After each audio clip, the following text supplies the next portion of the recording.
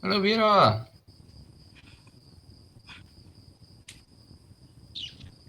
Hello, Vera. Vera is stuck. There we go. Can we all hear each other? Yeah, so far it's looking good. Great. Okay.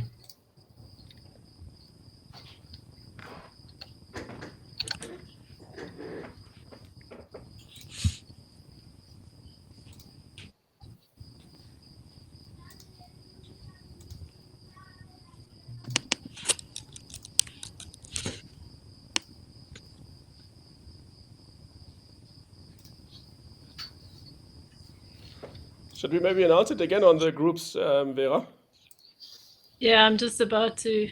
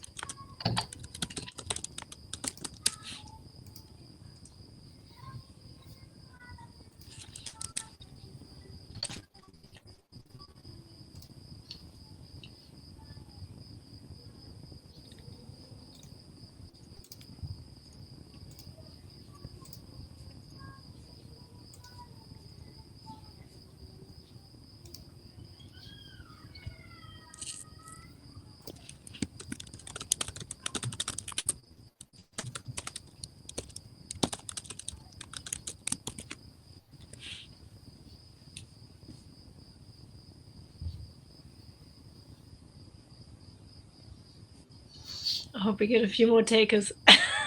But we don't even have Ek and Ripura here, so let's see.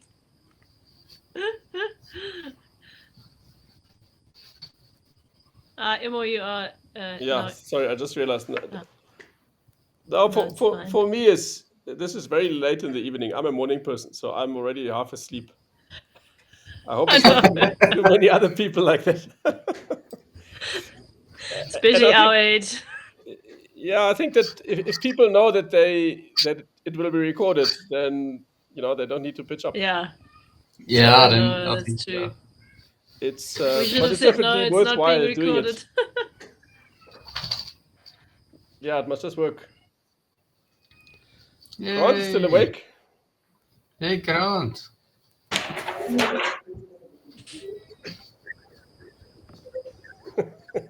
Und der Eck, genau. Moin Eck. Moin moin. Hello, Ek. How are you?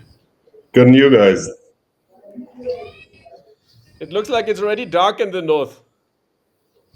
In the north, yeah. We opened the conversation in the Permaculture North group. What actually is the definition of north? It's a difficult one. Exactly.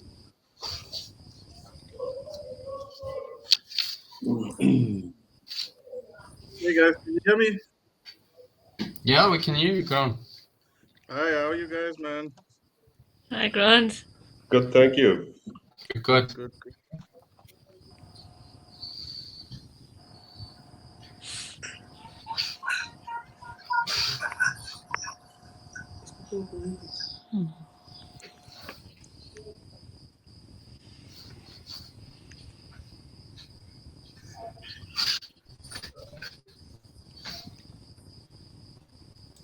Vera, did you build your chicken pen of your trampoline frame? I'm still waiting for confirmation that I can have it. There's other takers for the trampoline. So I'm raging warfare against the chickens. I'm not gonna lie. Eat them.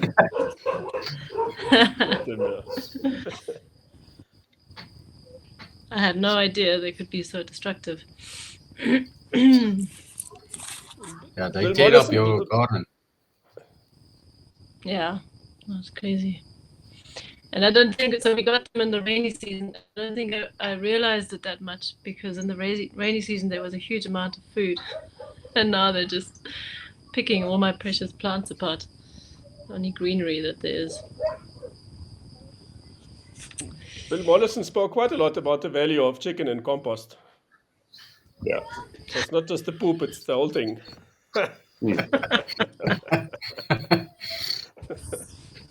It's a turbation. I think my daughter might be traumatized for the rest of her life if I do that.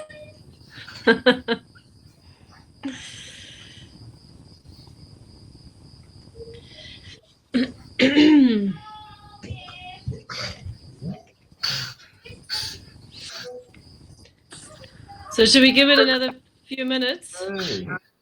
Hey. Peter Allen. People to join. Peter Allen. Peter Allen, Yeah. Ladies good to see and you. gentlemen, even Yeah. Grant is here. Hello, Grant. Always here, Hello. always here. What's up, The Peter Allen? guys. Grant, Peter Allen. Okay.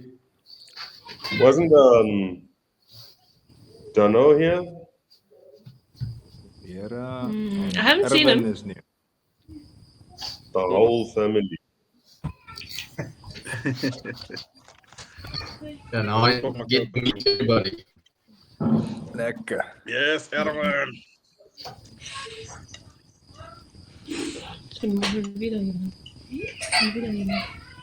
There's the chicken keeper. No, it's the other one. Yeah. It's not her. He wants rabbits.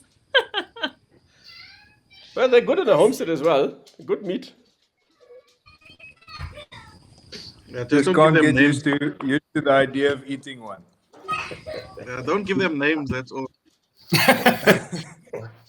Somewhere in my mind, I thought that a rabbit is a family of a rodent, and it's stuck.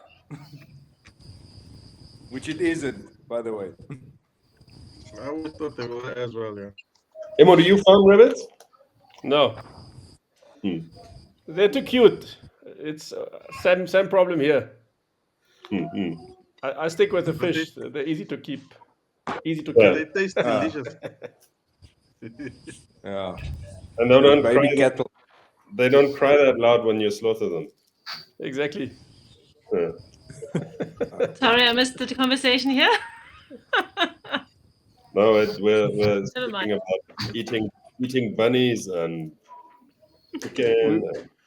We were planning your the future cute rabbit farm there, Vera. Yeah. Lekker. Where's Vera? Oh, sorry. See you now. So should Oh, we my start? God. My Oloshino died. You're gonna see me in the dark here. Ish. It's not an Oloshino. That's the problem. It's a copycat. Is it the north one? That's why it's so dark there.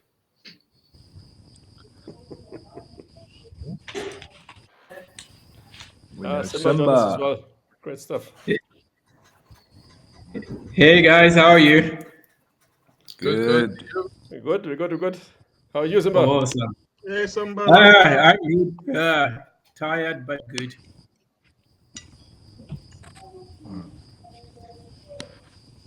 Yeah, I just said earlier, I'm also much more of a morning person than, like, this is for me, it's like midnight.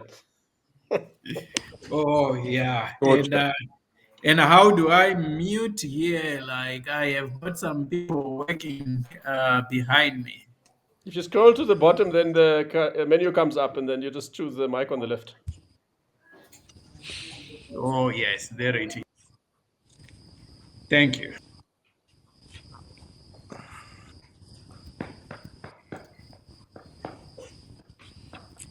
Okay.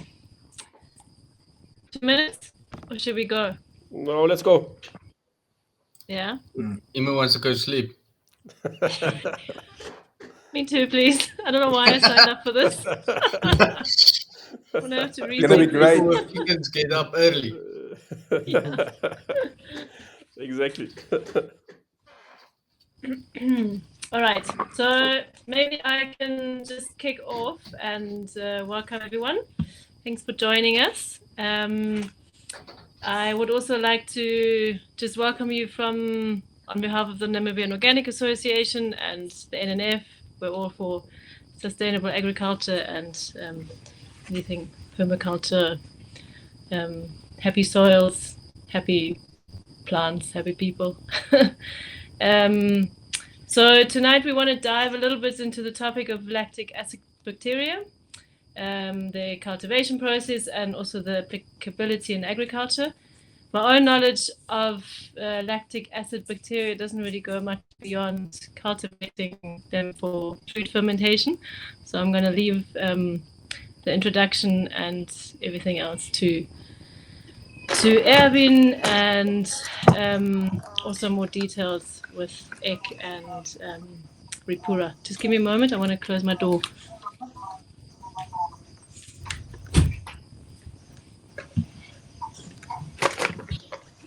That's the bloops that we can edit out in the videos. So we've got 3 people that will lead us a little bit into the topic of lactic acid bacteria. So there's Erwin. Erwin, maybe you want to wave your hand, but I think we can all see your name. So Erwin lives at the coast, close to Swakopmund. I assume it's Swakopmund, you just said coast. He's a passionate home gardener, and he's always looking for ways to improve his small vegetable greenhouse and improve the soil health, encouraging microbial growth and combat pests with natural organic pesticides. So he will be introducing us to the concept of lactic acid bacteria. Then we've got Ek Volkman, who's got a background in agriculture and particularly a passion for soil science and its relevance to climate resilience and food security. He's most lately worked with Ripura, who's also on the call, at the Steps for Children project, Olive Grove Vegetable Garden, located in Okakarara at Ongombonde. I didn't practice that today. He now leads the Charcoal Association of Namibia, which also promotes biochar and for which the microbial inoculation is a very common feature as well. So he will talk a little bit about the functions of these magic potions, microbial magic potions, and also their potential to support crop resilience and reduce the need for fertilizer and pesticide application. And then we also have Ripura. He's got also a background in agriculture. He's a regenerative farmer, currently managing an organic regenerative agroforest at Ongombonde in Okakarara. So that's the Steps for Children project. He's got about a decade of experience in crop production, having worked in various different settings, so also commercial, conventional farms, and currently working on a small agroforest system. He's done various consultancies around garden design, setup, irrigation system, and yeah, so he will also take us a little bit into the actual application or use of lab in this agroforest, in this system. So we'll have about 15 minutes for each, and we are recording the whole session, but we'll probably take breaks in between each session.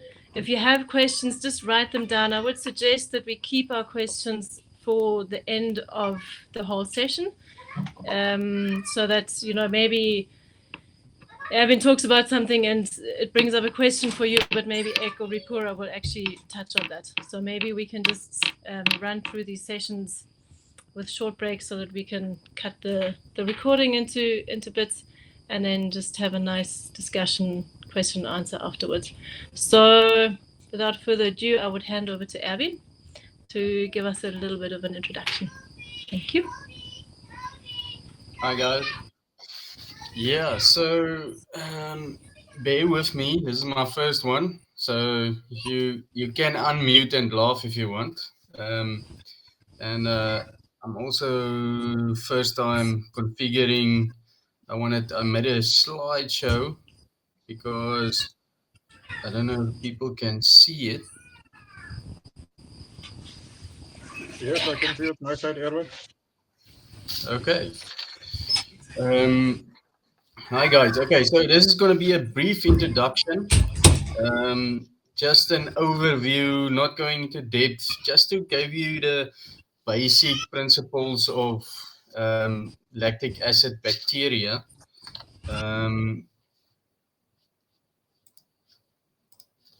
So lactic acid bacteria comes from, let me just see here. Okay, so lactic acid bacteria is part of, I haven't put that, oh, there it is.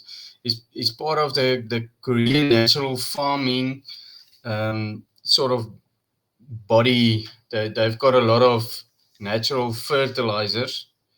And yeah, this one is sort of the easiest to make and actually very important.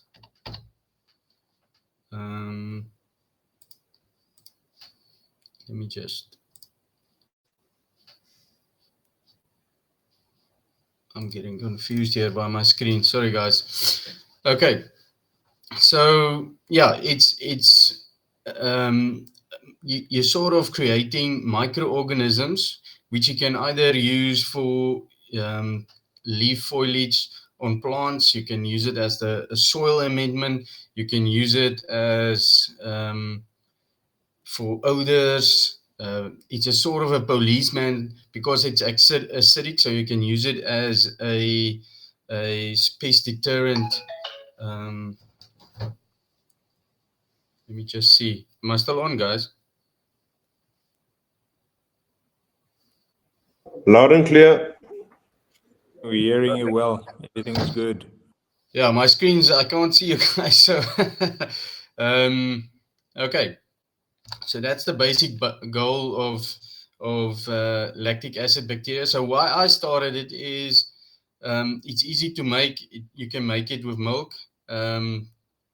Yeah, and I wanted to give it a go. So how it's made is, in a nutshell, the process is surprising simply and relies on capturing and multiplying natural occurring lab in your environment. So you're going to capture lactic acid bacteria, which is part of your rice water. So you start by rinsing rice water with dechlorinated water, which is always important using any type of natural way. So yeah, if you don't have dechlorinated water, just put your water on the shelf open for 24 hours. Yeah, then you wash rice. Any rice will do. You wash it, you let it stand for a while, and how you know it's ready is more or less when you smell it, and you can smell that there is a fermentation taking place, so the lab has taken over. So yeah, this is the rice water left to sit for a few days. Usually, if it's a cold environment, 3 or 4 days. Hot environment, it is a little bit faster.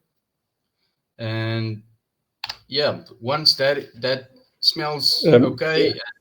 Yes. Erwin, sorry, quick one. We can only still see your main screen. The first. Okay, now it jumped. All right, now we can see. Okay. Okay. Sorry about that. Okay, no worries. Okay, so you have a picture of the rice water, yes? Yeah. Okay. Next one. Then you get some freshly milked cow milk. The fresher the better, with all the microbials inside. Yeah. So then you add the rice water with your milk, and this is the first step of the process, which gives the lab some food, the sugars of the milk to eat. And as you can see from the photos, about 3 or 4. If it's hot, maybe. If it's cold, 6 or 7 days. Then you get a solution, which you can see there on the end, which is as acidic curd, acidic whey water, and you get a little bit of cheese. Yeah, you actually get cheese there as well, which is very good for your gut, for your animals. You can eat it, you can compost it, you can almost do anything about it. It's very good. And yeah, then you separate the cheese and your serum. This is all my homegrown backyard, like they say, exit, like the redneck style. I've been experimenting. So then you separate your cheese curds from your serum, your lab serum, to get your to bottle your lab, and then you can use that later on. So this photo, the middle one, is my lab. I do not put a lid on, then it will last longer. It lasts about 6 to 7 months in the refrigerator. If you want to keep it longer, then you have to add sugar, brown sugar, not white sugar, brown sugar, to the effect where it is almost a 1-to-1 ratio. So how do you know that? Is the sugar particles won't dissolve anymore. Then you can keep it on a shelf for I don't know, I haven't tested this, but 6 to 12 months. On the right hand side, you can see the cheese that's created. It's a very strong cheese. So if you want to use the cheese, just salt it, or you can heat it up. Yeah, and it's good for human consumption. These are my bottles I bottled for. These are actually going to Peter Allen. We're going to use this in compost that we're going to put in. I'm gonna put the lactic acid in the compost before it goes in the ground. So rather than spraying it on top, we're going to inoculate it in the ground and go the compost when we work the compost in. Okay, so here is a little bit of benefits. Not everything, but yeah, summarized. Soil health. So when diluted and applied to the soil, lab helps break down organic matter, making nutrients more available to plants. It improves soil aeration and can help neutralize toxins. So in general, how I have learned is a plant has a symbiotic relationship with microorganisms, and it can't take up minerals and vitamins and soil nutrition as quick as when there is microorganisms. So basically, they give sugar, they eat the microorganisms, and that's how they get their minerals and their health up. So yeah, so the more microorganisms you have, the faster the plant takes up the nutrients. So in that sense, it's very good for soil drenching, for potted plants, and also because it's acidic, a little bit of a policeman. It's good to keep bad guys away. It's also a good odor control.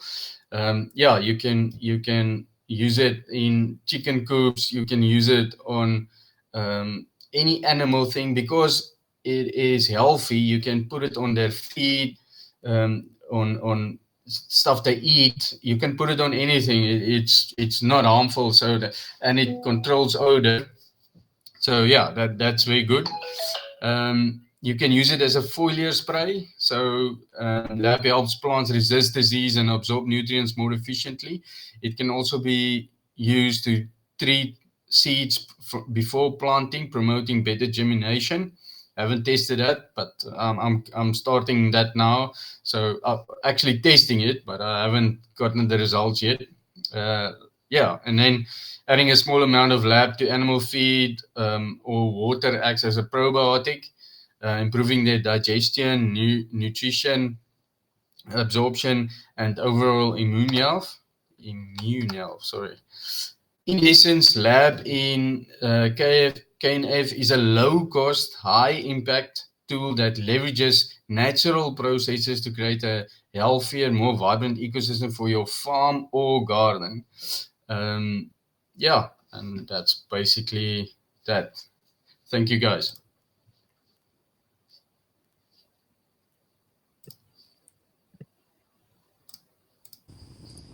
Thanks, Erwin. I'm back. I was out for a bit. I see there's a hand up when you're ready. Could I pass on to Ripura, because I think Ripura has a more pragmatic approach. I would rather focus on some more principled considerations. Yeah. Ripura is closer to the lab itself than what I was wanting to go for.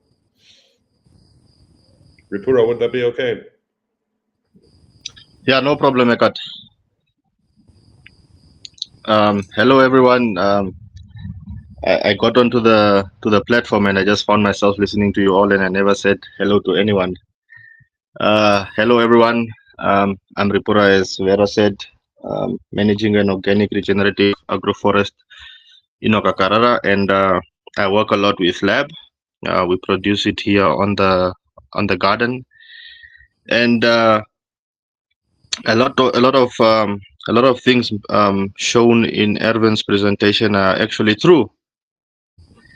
Lab is first of all, compared to EM, it's much easier to source because you use local ingredients to make it, and once it is ready, we use it in our compost. We use it as a fertilizer, even as a liquid fertilizer, just directly into the soil, drenching it on top of the plants into the soil, and you see the results. You see how the plants are reacting to the lab and to the inoculation of the lactobacillus bacteria. And as the presentation said, it aids in, you don't see it, but then you assume that it is aiding in nutrient absorption. It is aiding in breakdown of organic matter in the soil and turning that organic matter into nutrient available humus and so on. So it is quite an amazing substance, especially for compost. It speeds up the whole process with a fermentation and all, and with our compost making process. So it's a two level inoculation.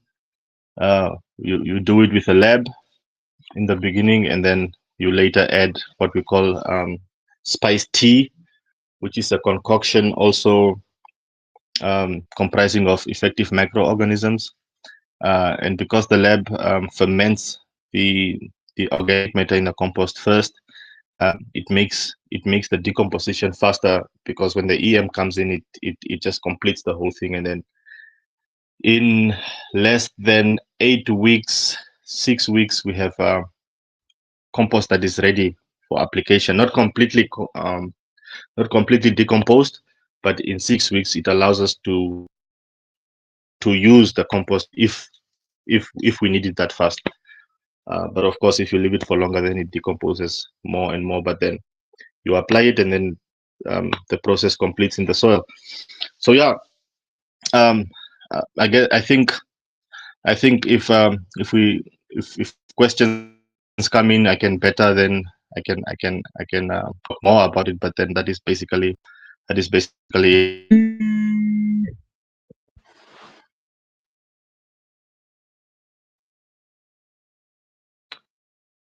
You hear me? Hi, Ripura. Thanks. Yeah, we can hear you. Simba, you've got your hand up. Yes.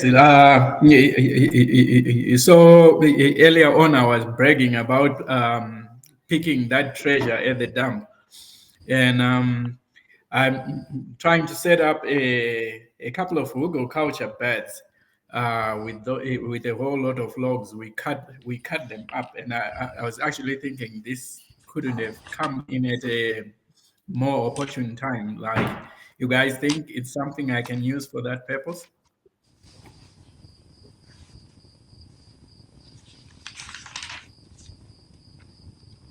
Sorry, Zimba, are you talking to me? I think. Yes, that Was that a question? Ripura and Erwin.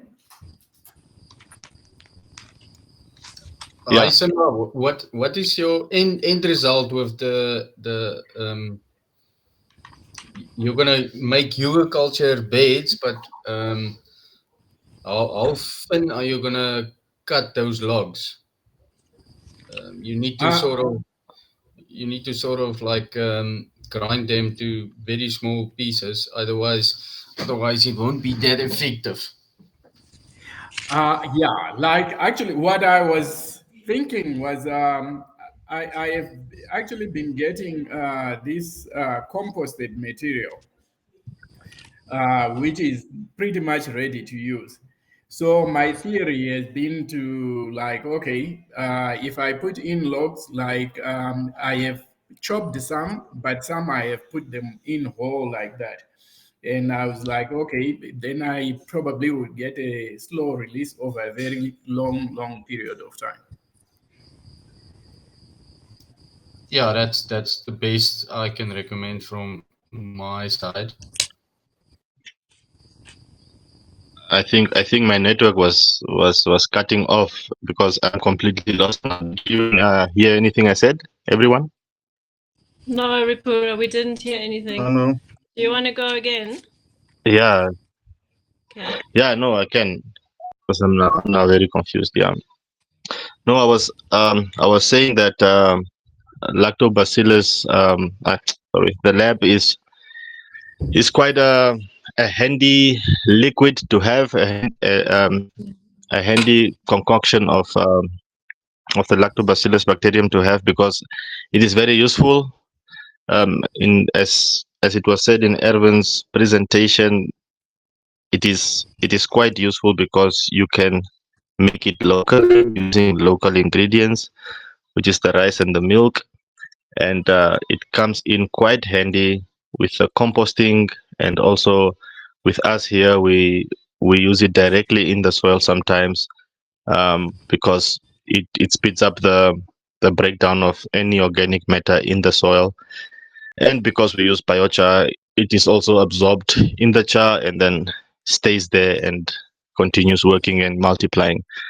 I said way more the last time, but for some reason now I have less to say. But yeah, I think I will be guided better by questions. But lab is we use it and we find it very beneficial. Should we leave most of the questions and answers for the end, or I mean, we can carry on as we want? Yeah, no, I think I will take the questions either way, in whatever way they come, be it now or at the end. Okay. All right. Yeah. That's fine. I was just wondering, Ripura, if you want to expand a little bit about the spice tea. I think it would be interesting. I don't know, everyone knows about spice tea, so maybe it's worth just expanding that a little bit.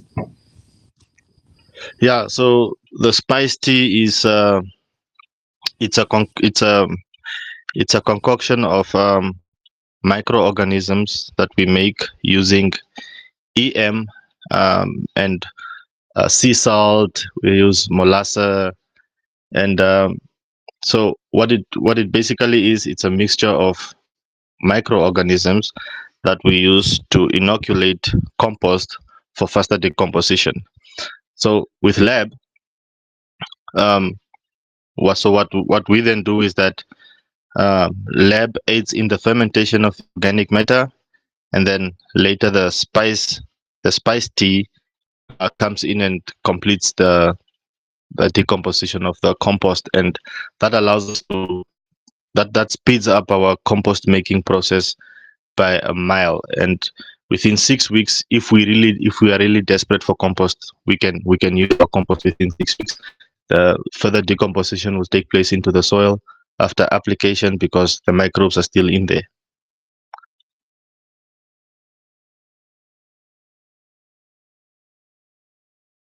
Yeah. Thanks, Ripura. I think it would be quite interesting to if we can share how to make it, the recipe. I have spoken with Wibke, who I think amended the recipe from where she got it from, and it's being used. So maybe that's something that we could also share. Thanks to Wibke. That would be great if anyone's interested in that.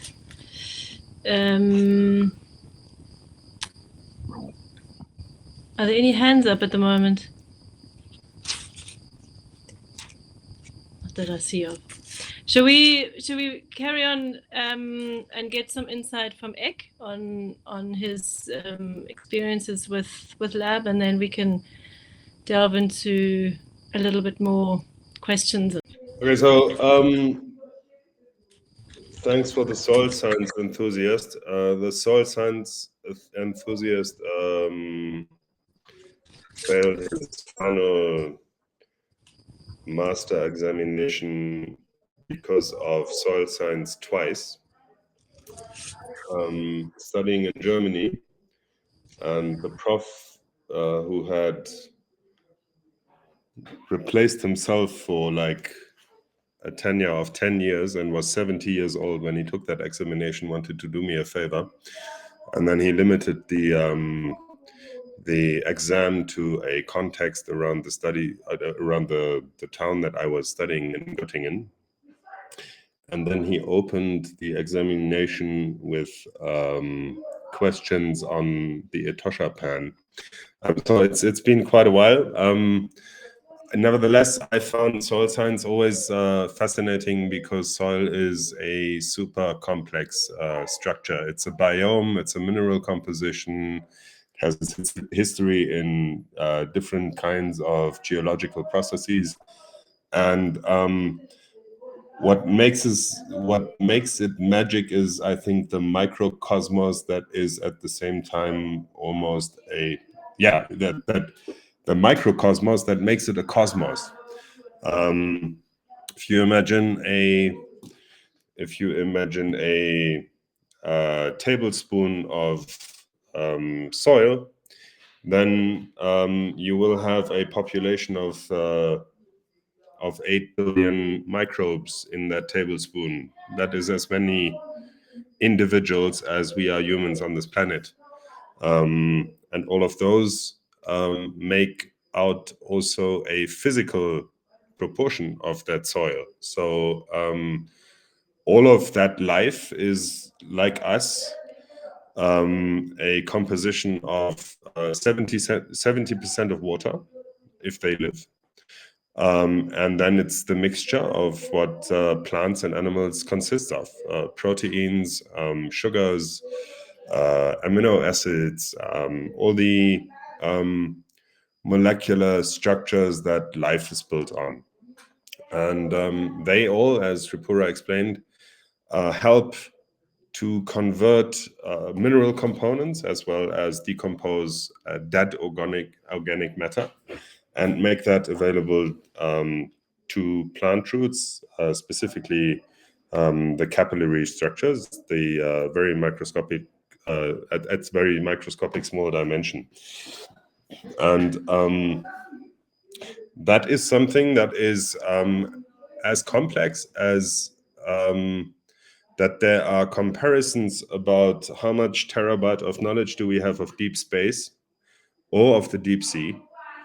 And at the moment, humanity knows more of deep space than it knows of that complex structure that soil is.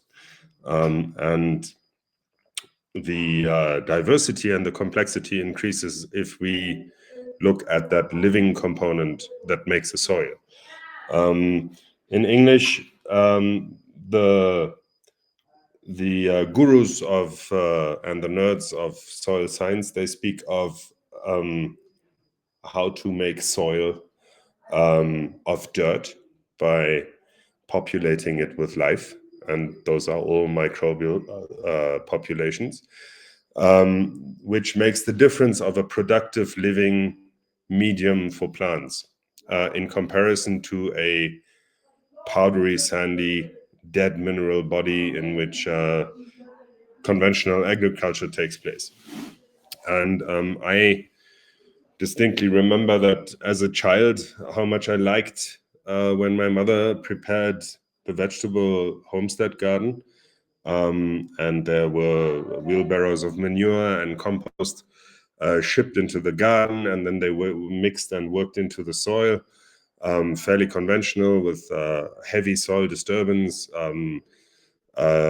digging up the beds with forks and spades, more than 30 centimeter deep. But the smells of that resemble what you also smell when it rains. Those smells that we smell when it rains are indeed also related to microbes that will be beaten up by raindrops, and that makes the distinct smell of rain.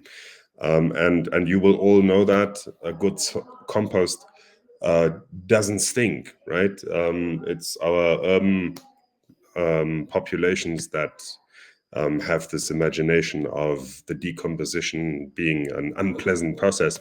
On the contrary, like Erwin also related to, there are smells, there are flavors, there are tastes that all speak to our senses, and that is something that that I personally very deeply connect to. So with that rather subjective relation to the substance, I would like to extend the presentation or the discussion a bit on that portion of life in soil, of which lactobacillus is one. It's a foundation for many substrates that we can by now produce as humans and bring to effect in the soil. But it doesn't end there. There's a plethora of methods and of cultivations that we can also use that empower us to increase the biodiversity of those communities that make up those microbial populations of the soil. And the most common probably product that is the next level of the EM, the pure EM serums, is the commercial effective microorganisms. I'll try and share screen here and just present to you a bit of Google Doodling so that you have an idea of what I'm speaking of. It requires that the windows are separated. And then this should be this one. I hope you see that. Here's a definition on effective microorganisms. They are cultivars of very biodiverse, complex communities of microorganisms invented or discovered by if I'm not mistaken, a Japanese, oh dear me, apologies, where did this jump to now? Did the screen indeed change? That wasn't my intention. By a Japanese scientist who identified different properties of those microorganisms and combined them with the intention to support different processes happening in the soil. Now, those will be produced in lab conditions, in laboratory conditions, not in lactobacillus lab conditions. And they will have a combination of functions that we think are preferential to plant growth. Yet they will be produced in a certain locality, in a certain context, in a certain biome, in a certain climatic region.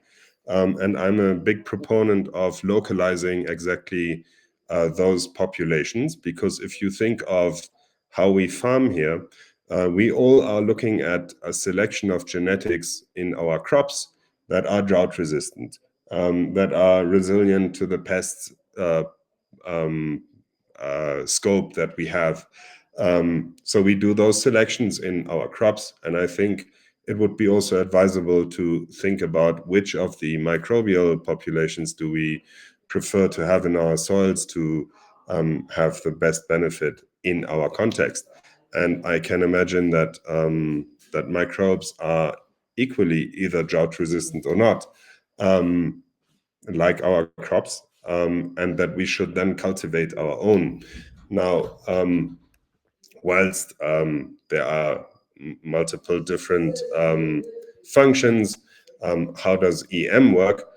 We can look at that just to see what we can expect also of more biodiverse concoctions that we can make out of the lab serum, like Ripura does with spice. We have soil improvement. EM improves soil structure, enhances drainage, and increases fertility by promoting beneficial microbial activity. It increases the plant health, it boosts plant health and growth by facilitating nutrient absorption, creating a more resilient soil ecosystem. The decomposition that Ripura spoke about in the composting process that is applied at Ongomobonde, and the nutrient cycling. All those populations are fairly short-lived. If those 8 billion on a tablespoon, if they die, they'll be eaten by others, and that keeps up cycles that makes plant nutrients at the molecular level, at the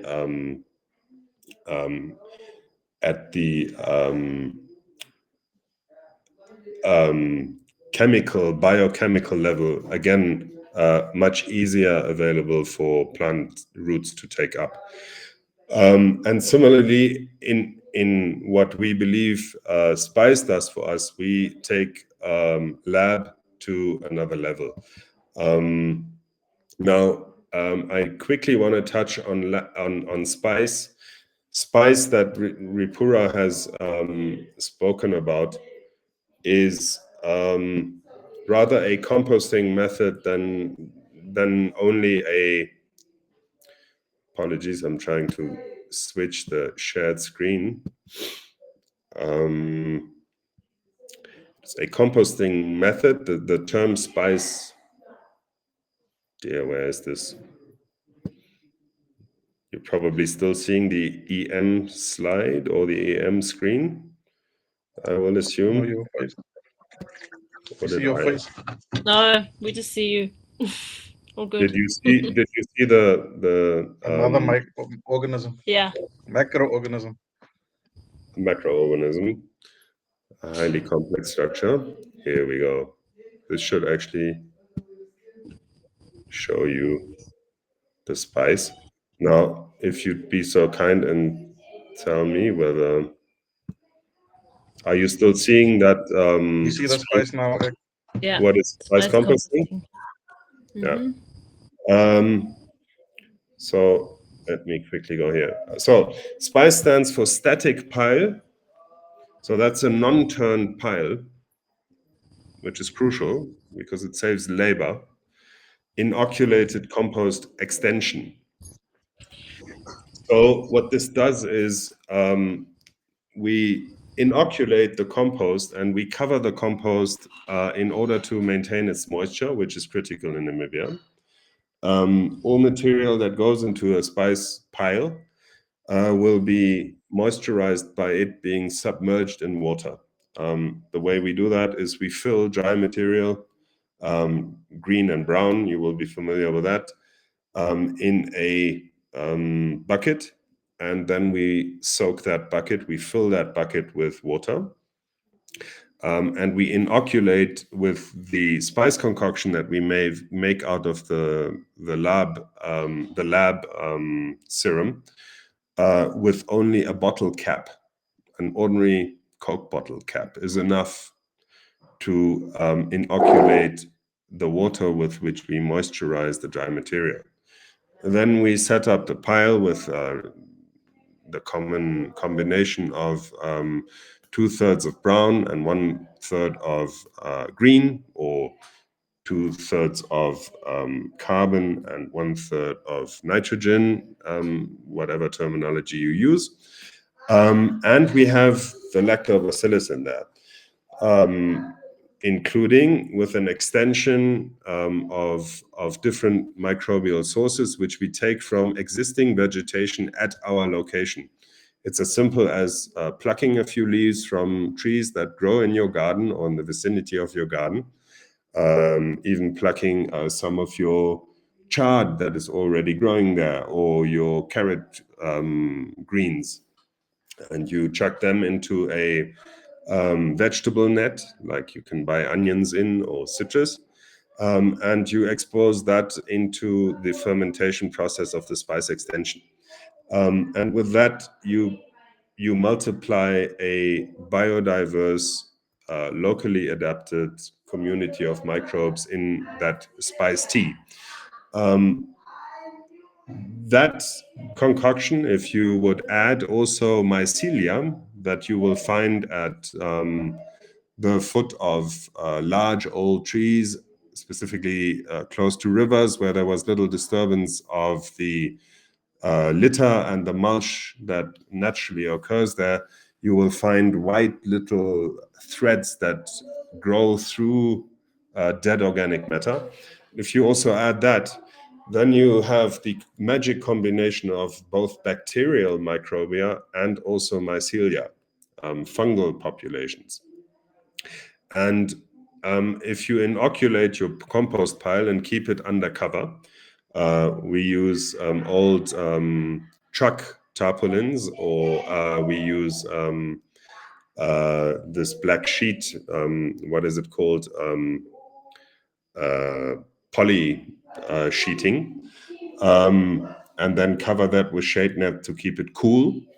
Then the compost pile will initially, after it's set up, have an aerobic environment. There's still oxygen in the substrate, and the decomposition will massively speed up in that environment and devour all the oxygen, meaning all those little critters, all those microbes will consume all the oxygen.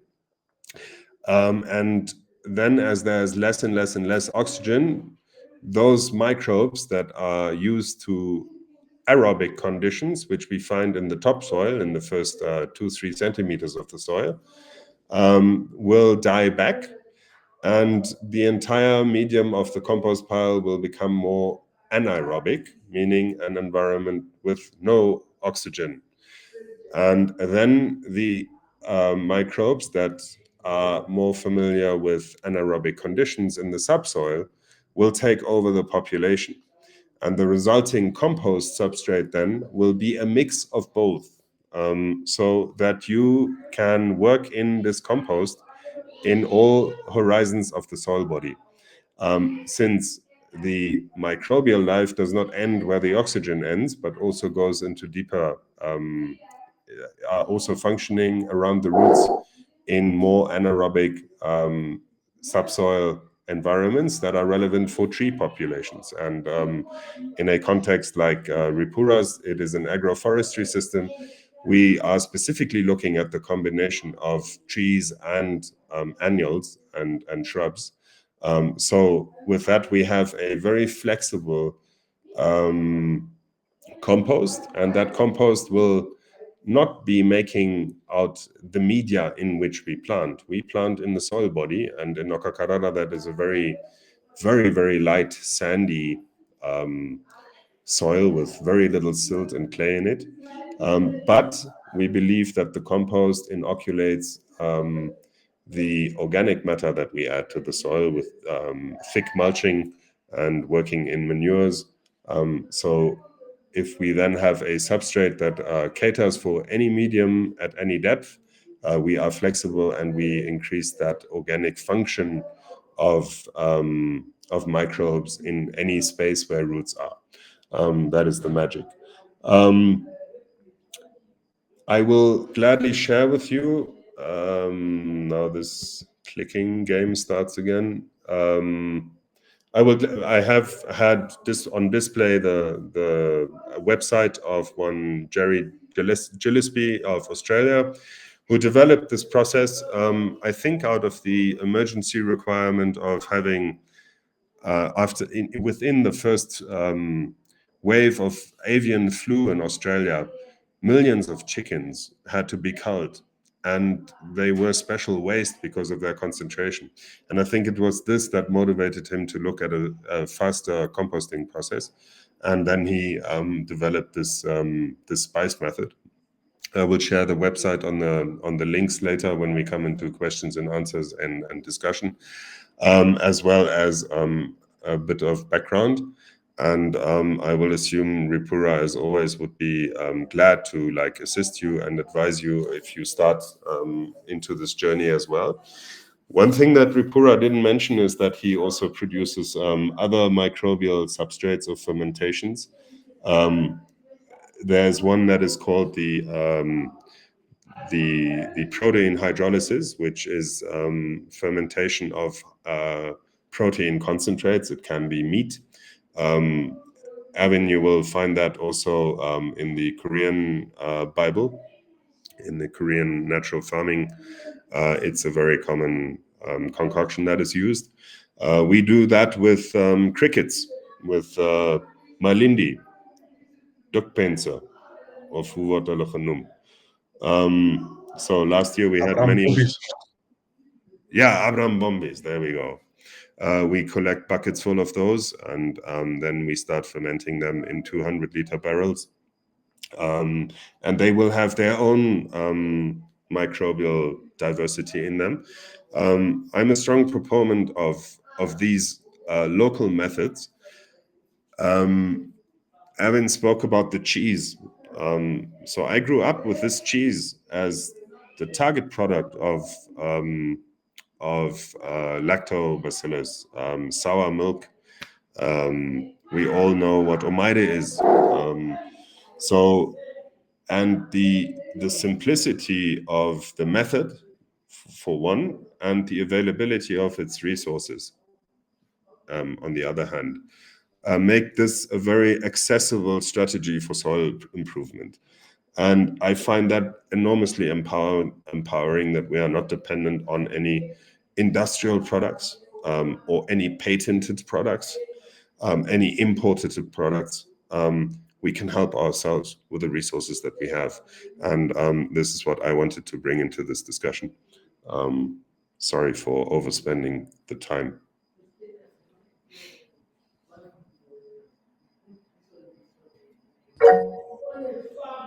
Thanks, Ek. That's really good. Can I open the floor for some questions? Certainly, please. I think Peter Allen had his hand up very quickly. Acidic. Can a person overuse it on your let's say on your plants or wherever? Like say me having a lot of compost, can I put too much in?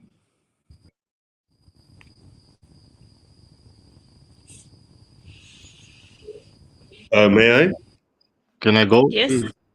No, Yeah. Alan, sadly, there is no instrument with which you can over-acidify your soil. I'm looking at that. Our soils all tend to be way too alkaline. And I use grey water systems here at my house. I found a house in Ochivarongo, by the way, that was equipped with a grey water plumbing system. So I have a 1.60 meter deep pit behind my kitchen under 2 citrus trees that is filled with biomass, and all my grey water runs into that, including my washing water, my laundry water. And I wash with, out of environmental considerations, I wash with baking soda, with what is it called? Sodium bicarbonate that you can buy in 20-liter buckets for very little money at Plastilon. And that stuff is alkaline, like any other soap. Any other conventional laundry soap would be also very alkaline. So if you want to then rectify you alkalizing the soil and those biomass pits, then the recommendation is to rinse in the laundry with 10% acidic vinegars. But I did a research the other day that informed me that I would need almost 8 liters of vinegar per laundry system to really change the pH of the medium of the sodium bicarbonate, which I don't do. I can't afford that. Nobody could. There are, I think, sulfurs that you can use to have short-term change of pH, but you don't have to. I think the more organic matter you have, the more you tend to go towards acidity, to a lower pH, and that is sufficient to mobilize most of the micronutrients that we are after. You can certainly not overdo it, Okay. even Cool. if you wanted to. Ashes Yeah. in that matter, for many people propose repeatedly on the groups, the permaculture group and the NOAA group, to fertilize with ashes. That's highly risky. You can easily overdo that and generate way too much alkalinity. Okay. The other thing is that is this a consistent applying of this lab product? I mean, obviously, ideally, in a perfect world, my mind's telling me if I got this piece of ground and I introduce this organic matter and I introduce the lab and the EM and all the other stuff, these microbes should be alive and well there, and then it will sort itself out going forward? Or is this a consistent applying of this products or these inputs? And maybe leave that to Ripura. Yeah, Peter. So yes, let's say, for example, you are making compost. With every new batch of compost that you are making, you would want it to speed up the decomposition process. So yes, you will add the lab. Like for example, for us, one thing that Eka did not mention, we make liquid leaf fertilizer, which we take any green material in the garden, and then we put it in a bucket. We add water.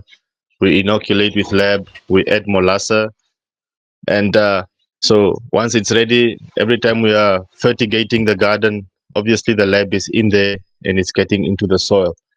But there's one thing that sorry that I'm not answering you maybe the way that you want. But then when you ask the first question of can you overdo it, I would also say no. But that is because we stabilize the lab with molasses.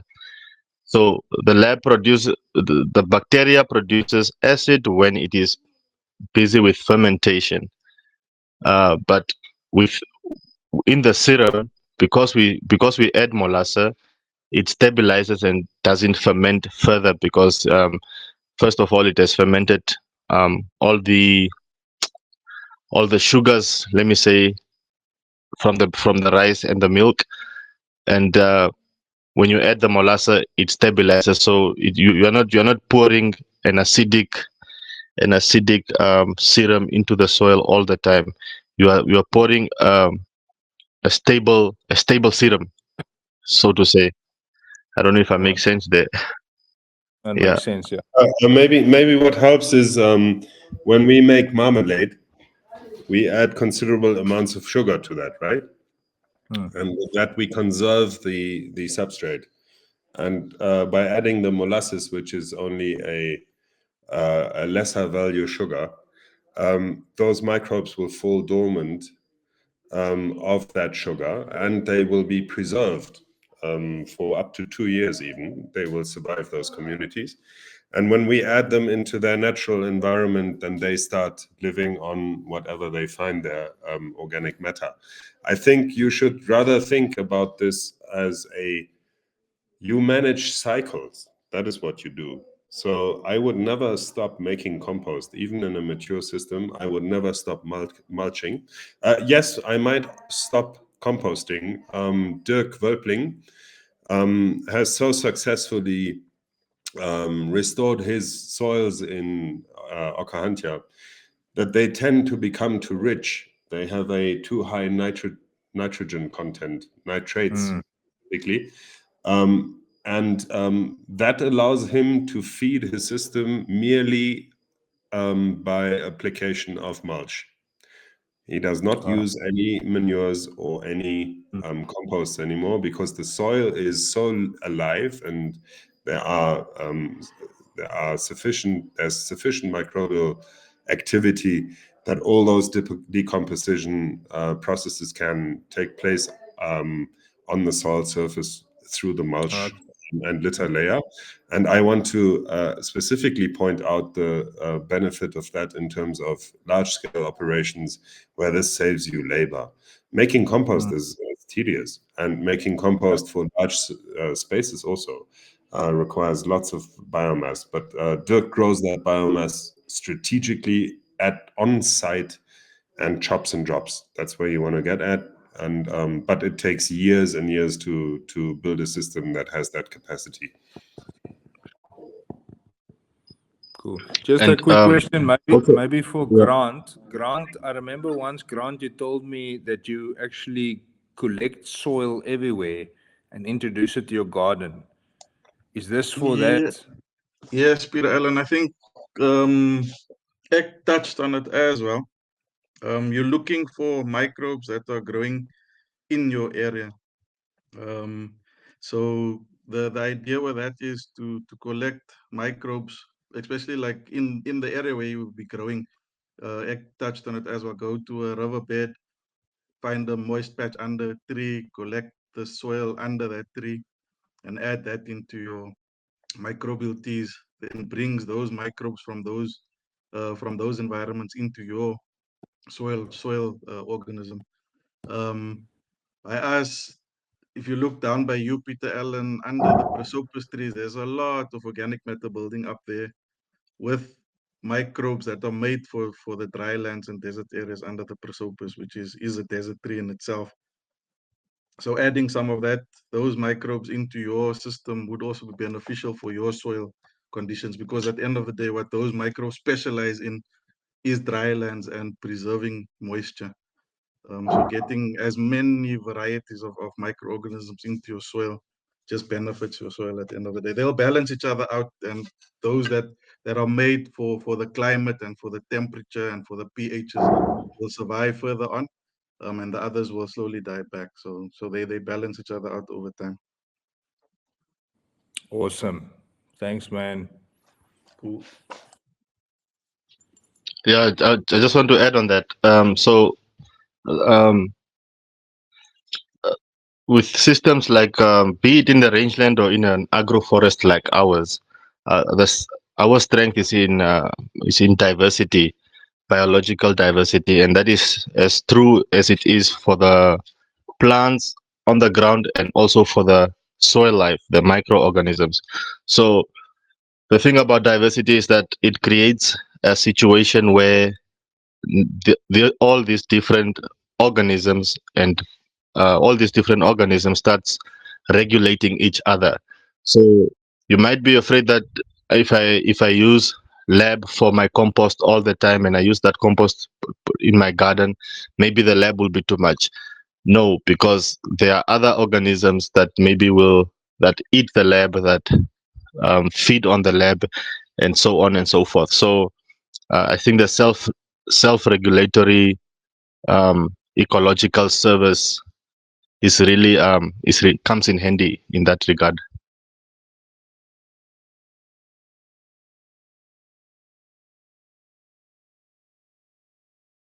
100%.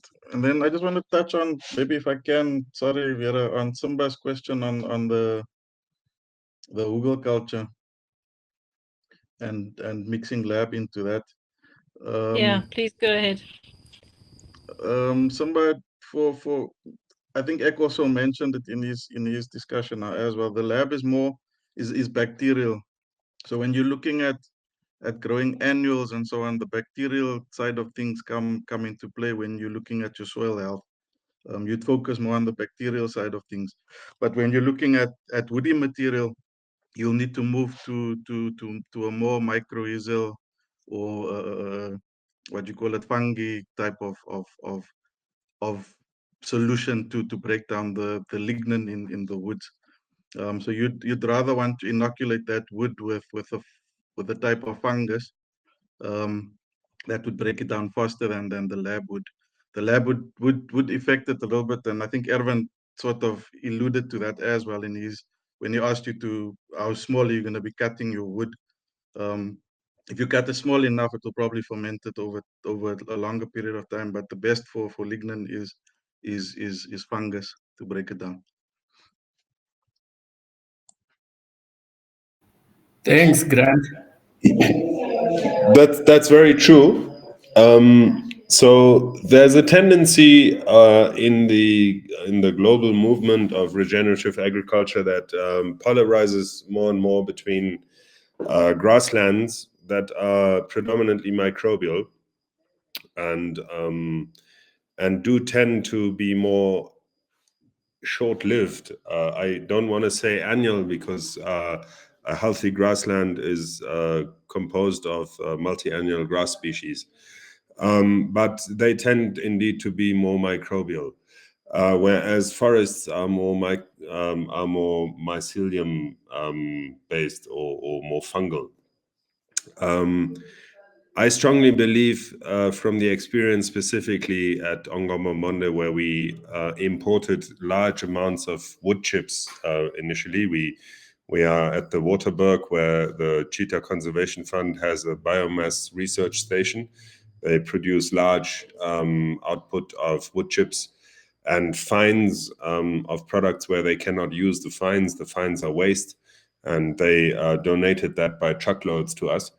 And if they lie around in the rain, they tend to produce enormous networks of fungal and populations. You can dig in a hand and you will find those white, frothy little threads that go through the entire pile. And I believe from what I've seen in Ongomamonde, where in the rare occasions where we really had long-term thick mulch layers, that I can imagine that those can be also combined.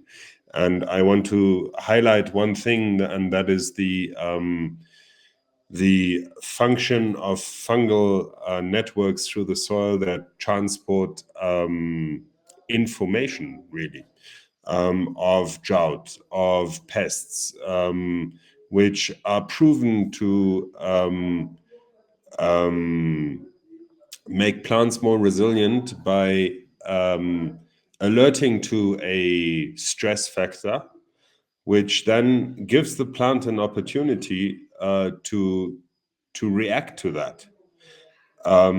If that is in the combination of a microbial fungal medium that is equalized, then I can imagine that drought stress that olives may not have as early as maybe salad can still trigger those reactions faster, and with that be a significant factor of resilience of the entire system. So the more the merrier. I mean, I like this idea of taking a handful of soil from anywhere and just chucking it in your garden, just to exactly strategically go for that diversity. And I imagine it like cooking a meal. When you have an array of spices, you know that they are all edible. Go for it, experiment, and they'll taste nice. And sometimes you add a bit too much of one thing, but it will never really be harming. So my point is, try and explore as much as you can different concoctions and apply them all and continuously.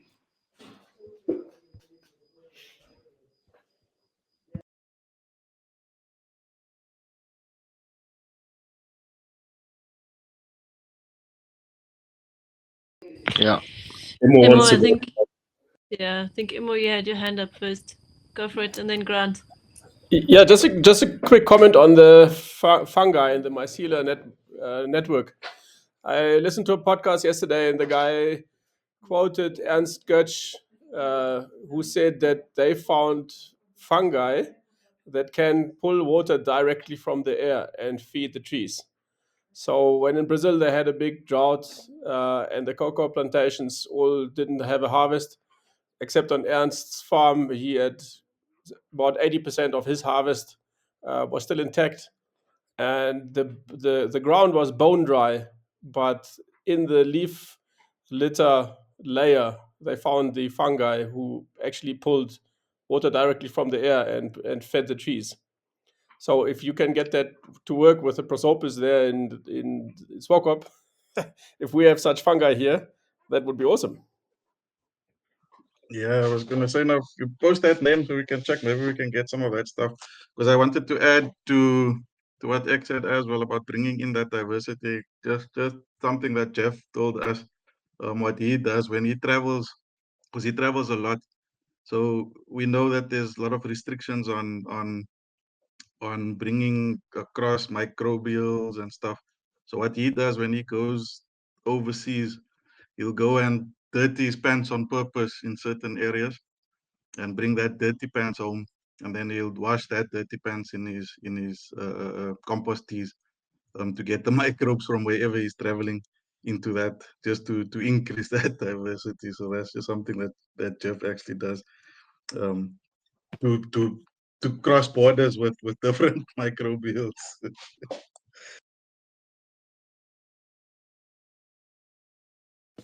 Classic. I'm also on almost a dogmatic mission, and that is all of this only works if you have sufficient organic matter, right? We all need to pay much more attention, and we might dedicate a session on this. Actually, really, I'd be very happy. Specifically, I'm hoping that Ripura would lead this. And that is, how do we get sufficient organic matter, right? If we look at the principles of regenerative soil rehabilitation, it's all about organic matter. It's cover the thing, give it God's blanket, as they say in Fumbutse from Zimbabwe, or the Foundations for Farming trainings, God's blanket. We really need to make sure that we have sufficient organic matter to cover our soils, and that's a tricky one. We have one of the most powerful turbation species in Namibia, which is the termite. It's our earthworm. There is you can research this. There's not a lot of knowledge about indigenous earthworms in this context that we're living in. The termite does that, and they are super fast, and their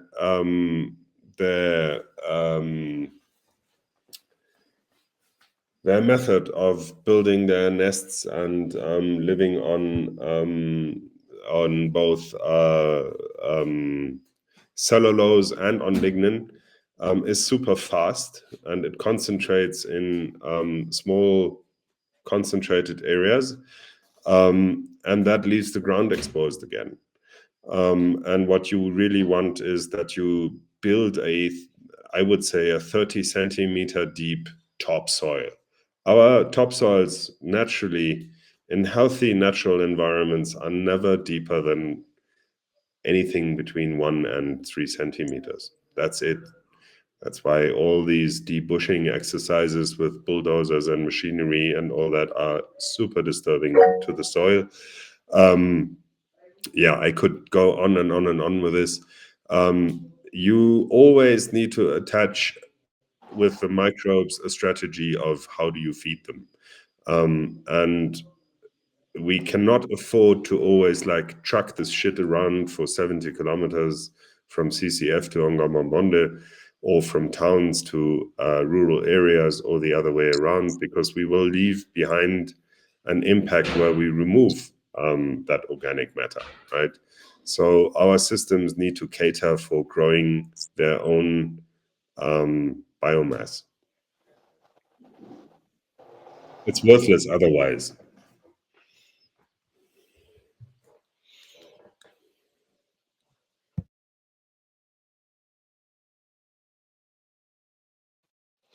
Nobody's saying anything. No, we are saying things in between now and again. Every Pura, you put your hand up. I want to Yeah, ask a question. Sorry, Ripura. Maybe one of the intelligent guys can help me here. I've got 2 earthworm bins and would like maybe to have a little bit more guidance on if I add lab to that. I know it's impossible to say because of what will happen, but in general, is it a good idea or a bad idea? What, to have earthworms? To add Lab to the earthworms. lab to earthworm my whole farm, my earthworm bucket. Yes. You've got 2 of those. Yes.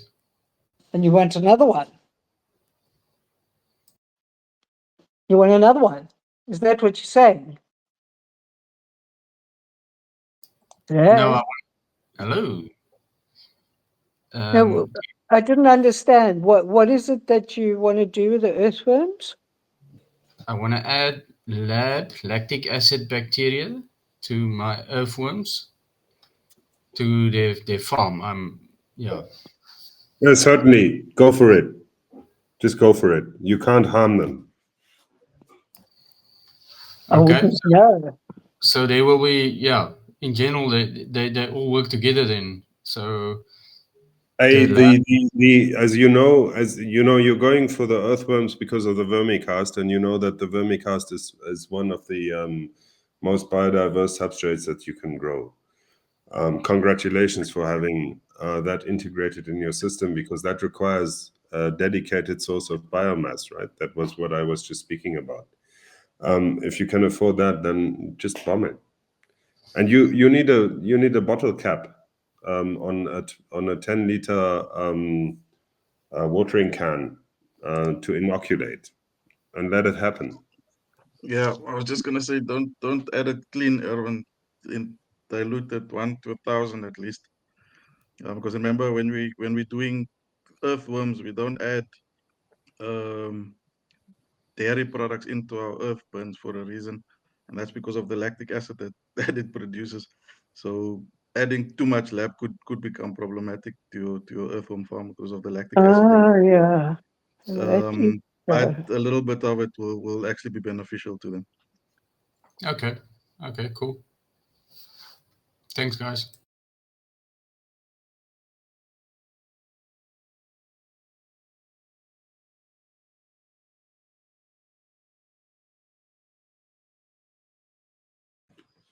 Ripura, what was your thought?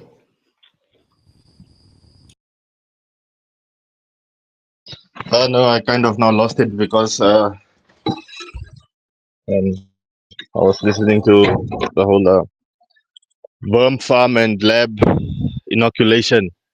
But I think what I wanted to say was that, as you said, Eckhart, in regard to feeding the soil, it's pointless to inoculate soil with lab and blah, blah, blah, blah. But if you're not going to feed it, then the soil life will slowly but surely decrease. So we need to find ways of growing our own biomass. As it was mentioned, that shipping it from elsewhere is expensive.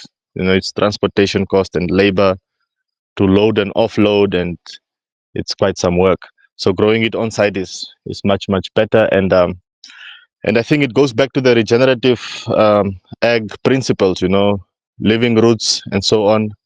And through those living roots, through the living material that you are planting on the soil, that becomes mulch once it dies off, or once you prune it using chop and drop systems, and then you feed your soil, and then now your lab gets to work because there's organic matter, there's mulch on the ground, and it's working with other microorganisms to break it down and make the whole system more fertile. Yeah. I see a question on the chat of Alberto that says, "What are your experiences in using termites as soil creator?" Aye. We had this one since I joined the groups, both Permaculture and Noah's 2 years ago. It's a never-ending story. Yeah, the termites can be a real problem, man. We had them in the late beginning of this magnificent rainy season last year. We had them during the drought spell still, and they were going at our sugar maize population. It was interesting to notice that they really went at living material, which in the books it says termites actually always prefer dead lignin material and not go at living stuff. And we found them to like kill our maize plants, and they just bit off the entire stem almost at the soil surface. But interestingly enough, they did that with 10% of the population only. So we still had a good harvest. Ripura even calculated that that was way beyond the harvest performance of the dry maize in conventional systems, fodder maize, dryland farming. We did use irrigation, but we produced a multiple of what is possible with conventional farming in Namibia. It was a super encouraging story. What seems to be a principle that works fairly reliable is that if your mulch is dry, they will go at it, and they will take it away, right? And with that, they destroy the function of the mulch. They will destroy the protection of the soil against radiation and exposure and evaporation. If you keep the mulch moist, that seems to be not so interesting for them. That is the only thing that we found. I tend to say strategically that means as long as you can afford to add mulch again and again and again, the termites are, as so many other species, only an element of the so-called turbation that aerates the soil and that introduces organic matter for all those microbial processes deeper into the soil body. So that's beneficial, but you need to be predominantly mindful, in my view, of really maintaining a permanent and dense soil cover. So you need to farm those termites when you have them. You need to manage them, right? You don't need to promote them, but you need to observe what's happening there, and you need to then respond. And mostly the only response you have is feed them more.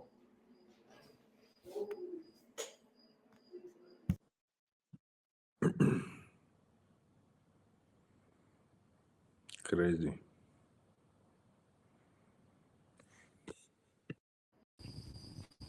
Crazy, that's really true. I mean, the discussions that we had on the groups are really crazy.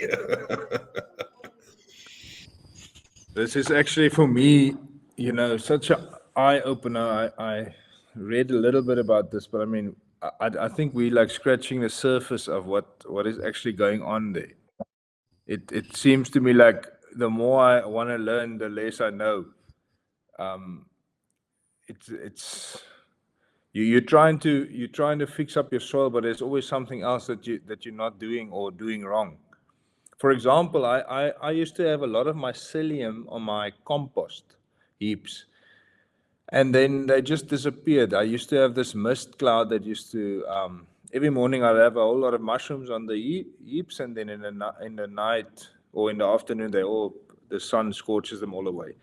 But I have none of that anymore, and I realized it's because I watered some of the heaps with borehole water, which is it has a bit of a saltiness. I think it's that.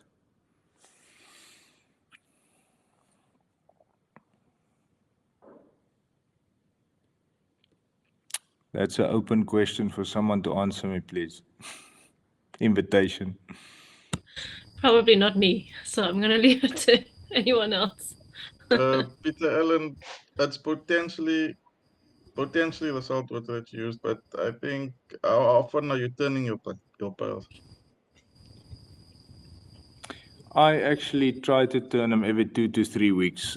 It's a hell of a job, as you know. There's a lot. Yeah. But I actually, when I used to turn them more often, maybe that's it. I think they used to be Yeah, there. could be that it's maybe turning too little, or sometimes it depends on which phase your compost is. If it's still in the phase where it can go anaerobic on the inside, then you stand a chance of killing off the mycelium. But once it gets towards the end phase, you actually want to let your compost sit a bit more to build that mycelium. Can I add mushroom spores? You know, Johannes Haasbroek, he grows a whole lot of stuff and it's got spores. Can I add it to the heaps to introduce mycelium again?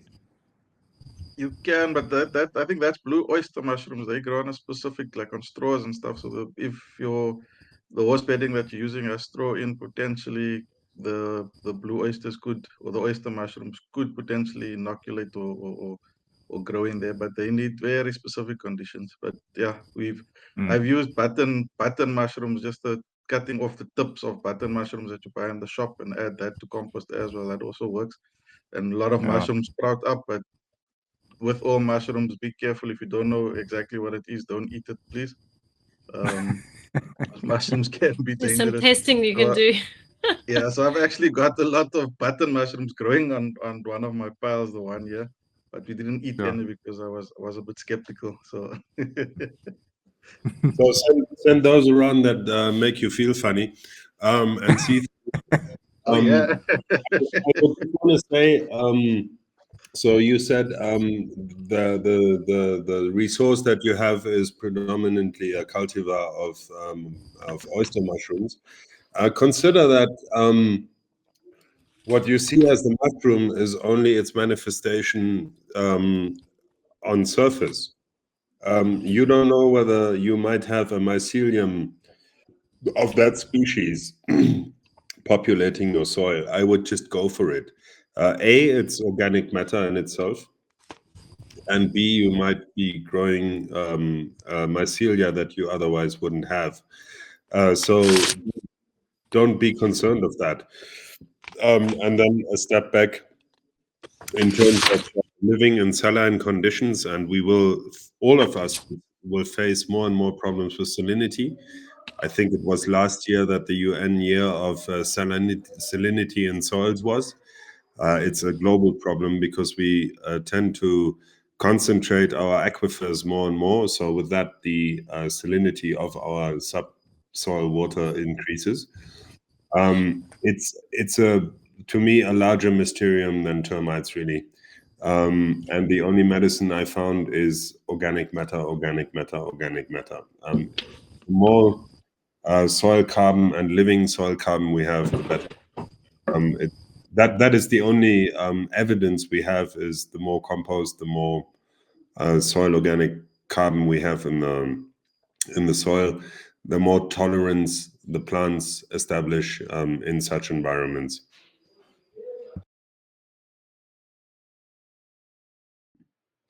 Sounds good. Vera, du bist muted.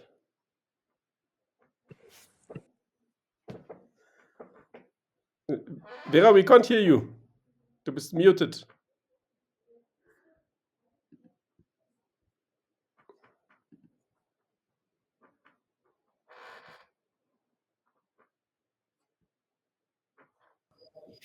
Click the microphone, Vera. Was I just doing this? Sorry. Now, I wanted to ask Imo if you still had a question, or whether you wanted to say, time out, guys, it's 9 o'clock. No, there was actually just one thought on my mind, and that is I wanted to ask Simba. He's got contacts to UNEM and NAST, I think.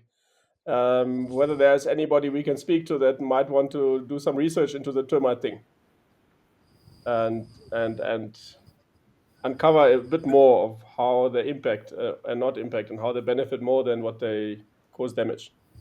That would be interesting.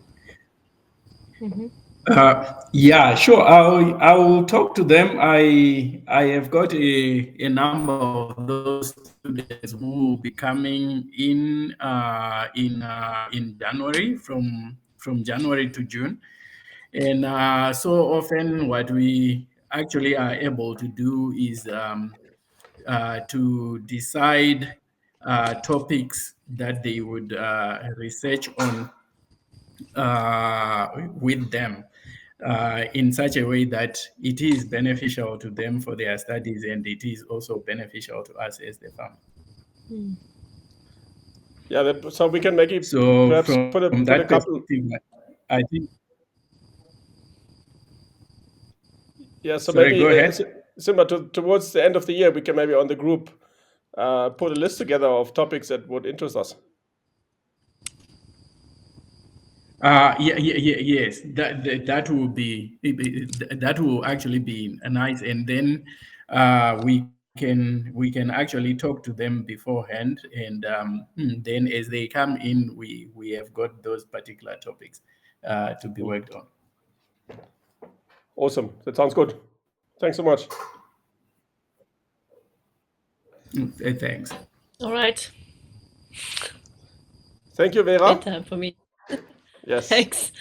I think, are there any other burning questions or comments, or We can take those apart on the group, then everybody else, I think, can also read.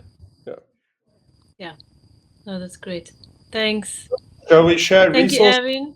Like the presentation of Owen and some links that I could provide. Wiebke Volkmann's, my sister's, a recipe for spice that is contextualized in Namibian conditions. Where shall we share those? On the general group? Yeah, you can share them on the group, and I will put them into the wiki. Then everybody can find them there. You might want to also promote the wiki again, because I don't think it's a really it's not very obvious that the wiki is behind the groups. We need to note that. Yeah. We're actually thinking we actually have decided to rebrand it. So it's going to be at wiki.livingearth.africa in the future. Then there's a better connection. Cool. And last question is this like the sparking point of initiating these monthly talks again? And shall we maybe pick up on another topic for next time? Yeah, we'll be good. IMOs. As long as we have people like you guys preparing and spending your knowledge and sharing, then we can do it. More than happy to facilitate and help facilitating. I make a naughty proposal. We have the powerful organization of the Namibia Nature Foundation in the room, and they have an agricultural team. I would consider really that you might speak about that in your next team meeting, and see whether this can be a very interesting tool to promote your work also, and bring in your expertise. I would find that at least worth to consider, so that it has a bit more institutional capacity. Yeah, for sure. I'll chat with Marika and the rest of the team, see what we can do. And then we should maybe invite the other farmers groups as well, if we have topics like this. Yeah. It's like the NAU and all the other farmers, horticulture groups, whatnot.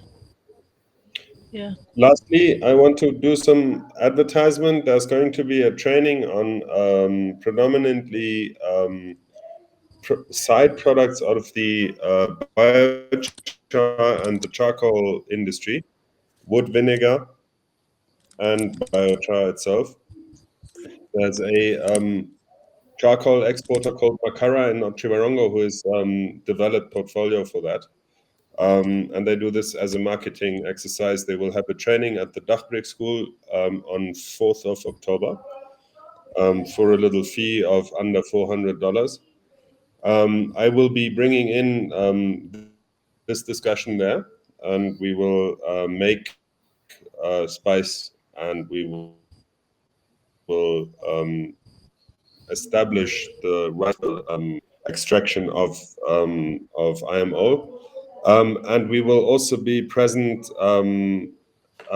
with those byproducts of the carbonization industry on the Agricultural Outlook conference hosted by the Namibian Agricultural Union. So we are trying to also generate a bit of interfaces to conventional agriculture that, in my view, have a lot of potential to use local resources way more strategically than we do at the moment. Yeah. Those will be Thanks. advertised on the NOAA, the permaculture group. That's great. I'd Cool. I was like also to going to see do some some of Rapura's advertising. videos on the permaculture group. Yeah, we all do. Stop being greedy. Share the stuff.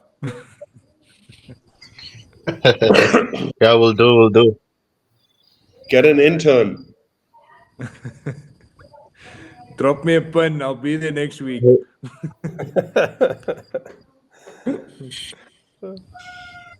All right, fellows. Thank you very much. Thanks, Ek. Thanks, Ripura. And thanks, Evan. Thanks, everyone. Yeah. Thanks, Evan. Thanks so much. Much Thanks for the appreciated. time. Yeah, Thank we Thanks, appreciate guys. it. Thanks, everyone. Have a Take good care. evening. Blessed evening. Thanks, Good Imo. evening. Cheers. Cheers. Bye-bye. Oh, bye-bye. Thank you and bye.